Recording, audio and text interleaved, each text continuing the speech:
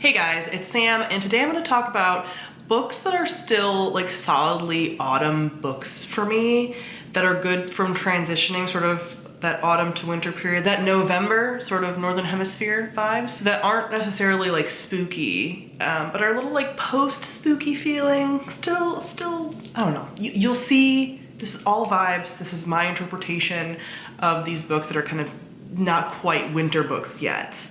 Still kind of autumn, but not Halloween season necessarily. I was going to do a video on like spooky season books, but by the time I was going to film it, it was already more than halfway through October, and like, you guys already know the spooky books you're gonna read that year. Maybe next year.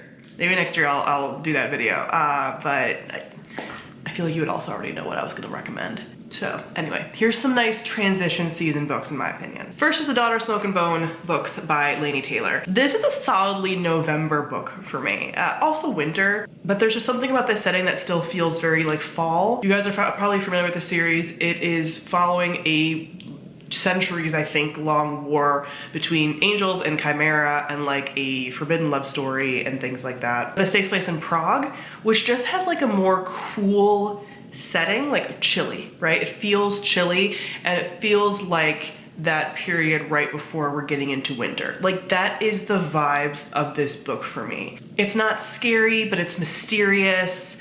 There's this like sort of tension building. It still gives me that like fall autumn vibe. Then I would say Margaret Rogerson's books. You could start with Enchantment of Ravens. This is more solidly early fall to me, and these books are not in the same world, so you don't have to read them like back to back or anything. But this one is shorter and more of like an early fall. I would say Sorcery of Thorns is more of the November book for me. This is a little bit spookier, so again, like it's right around Halloween season, right after Halloween season, but it follows a character who works in like a magical library, but basically there's books that are like alive and like magical books and things, and then she has to work with like the sorcerer, and like it's this whole thing. So it has that still like spooky energy, but it feels colder. I don't know what it is. It's that betweenness for me. So her books in general are fall books. I have not read her newest one, Vespertine or whatever, which I think is more spooky from what I heard. But yeah, her books in general feel like late fall books for me. Then the Magicians Trilogy by Lev Grossman. This is so solidly fall and like that period right before winter break. For some reason, for me. This is a sort of like dark academia setting. These are characters who are inherently like not great people, and they discover that they have magic, but they discover they have magic in a university setting. You have this like academic magic setting, and very like heavy study of magics, and the complexity of magics, and the complexity of human relationships, and there's some portal fantasy elements here as well, and it just feels solidly late autumn. I don't know what it is. These books are also just like heavy thematically, and again, not spooky. There's some creepy stuff that happens, but not inherently spooky in my opinion. Then I think this could be read at any point in fall because it has spooky elements, so you could read it around Halloween season or after.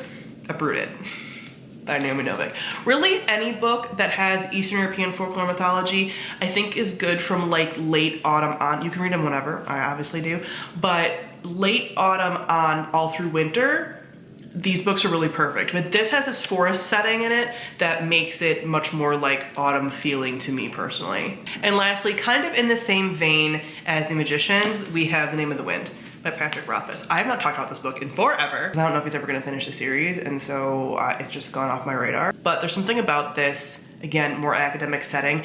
This is, the academic part's only part of this book. You have this time that you're following him as a kid, and he's traveling like through a woods, and then you have him at sort of a magical university, and it is very intense. So that has this like late autumn feel, and then the story is being told, like he is telling his story at this like essentially inn, pub type setting around a fire. Like that definitely also feels like we're fighting off the chill of winter.